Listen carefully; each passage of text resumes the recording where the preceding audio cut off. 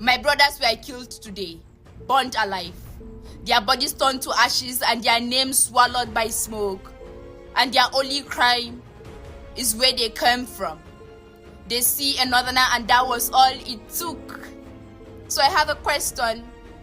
Who gave you the right? Who made you the jury, the judge, the executioner? Who told you that suspicion is enough to end life? That the way a man speaks the religion he called a home is a proof for guilt? They were travelers on their way to celebrate, to find joy, but they never made it home. Because you decided they were criminals, you let hatred be louder than reason. This is the work of people who cry for peace but turn to monsters at the slightest whisper of fear. And I ask now, where is the justice? Where is the outcry? Where is the nation that claims to stand as one? I am screaming for justice. Do not tell me to calm down. Do not tell me to move on. Not when my brother's life were taken. Not when they were turned to ashes before they could speak.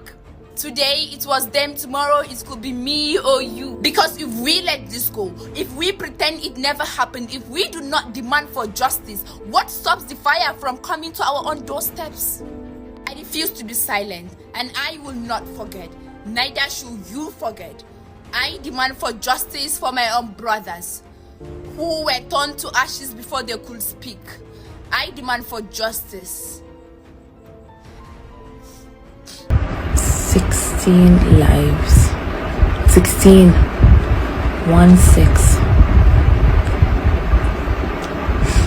I wanted to make a video yesterday, but my emotions were too high because the more I read about what happened, the angrier I got at the people's response to it.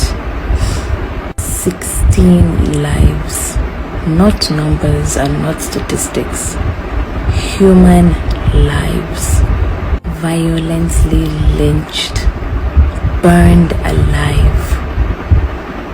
One of the most inhumane and brutal ways or brutal forms of violence based on suspicion. They were lynched in that violent way because of suspicion. And the justification that is killing me is that, oh, Fulani herdsmen are terrorizing the south and the east. That's the argument. Like, that's the excuse. That is what people are using to rationalize this incident. Another thing that's killing me is some people are not even just trying to justify it, they're trying to rationalize it. They are trying to break it down, they're trying to explain why it makes sense, why it was bound to happen, and why it is understandable. 16 lives based on suspicion. So I have to ask this. These 16 people that they were killed, were they the Fulani herdsmen terrorizing communities? Were they caught in the act of killing, raiding, and terrorizing? Was there any proof found that they are responsible for some of the crimes in those places? Or were they just simply profiled, accused, and executed without having even a simple chance to explain themselves? That vigilante group that intercepted them, they need to face consequences for their actions. Because if they had caught them and they suspected that, okay, these are questionable people, they should have handed them over to either the army or the police or wherever. That is what they should have done. But instead they incited a mob and got these 16 people lynched based on suspicion. There is nothing more that I hate in this world than the fact that this is what we have become. A country where people can be burned alive based on nothing but suspicion and stereotypes. Instead of people being outraged, instead of the entire country being outraged, we are here being subjected to debates on whether it is justifiable or not. How and why is it that you can watch a video of 16 people being burned to death, being set on fire and being burned to death, being killed in the most horrific way known to man, and the first thing that comes to your mind is, well, their people are killing my people too? You believe that they deserve what was done to them because of where they came from, because of the people that come from the place they also come from. Even if they were carrying weapons, which were hunting weapons, they were hunters. Does that make them guilty? Does that make them kidnappers? Does that make them the Fulani herdsmen that were terrorizing or that are terrorizing the communities or wherever? And if they were criminals, since when are we supposed to be the ones handing out death sentences on the streets? Like, I'm always cautioning people about the dangers of like ethnic profiling, because this is the perfect example of what happens when people are reduced to nothing more than their ethnicity. This is not justice. This is not security. This is murder. Murder. This is what it is. People keep talking about jungle justice like as long as it is done to the right person, as long as it's done to the right people.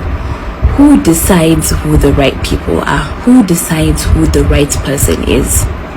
Because yesterday it was 16 innocent lives. Today it might be 16 more. Tomorrow it will be another 16. And to the people that are looking for justifications, trying to rationalize this, some of them even celebrating this, I want you to remember this. That jungle justice you are applauding today, you could very well be a victim of it tomorrow. Because that is the thing about mob violence. It has no limits. It has no rules and it has no logic. How many more innocent lives do we have to lose to jungle justice before we stand up and actually start taking things like this seriously? How many more people need to be burned alive before we understand that jungle justice is not justice?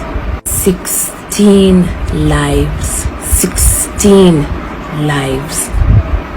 And people are justifying, rationalizing, and even celebrating. I'm so disturbed. I am so disturbed right now. Can we all collectively agree to block these northern bloggers? All these Arewa blogs, northern blogs, all the blogs that did not take time to say anything about the murders in Edo State. Can we just agree to just block them? Manina did blocking a lot of them because all they know how to feed into is gossip. It's so toxic. And when it truly matters, Aman and Nenda Akabaku, the following that you have, you don't use it for what it's meant for. The moment they start posting, oh, Eid Mubarak from Wana family, oh, this person slayed, let's just block them, please. I volunteer as tribute. That's the first thing I'm doing after settling Eid Mubarak. Honestly, I thought this isn't about religion. I thought this isn't about where you come from. I thought this attack is an attack on our country. And I thought we will not justify one crime with another.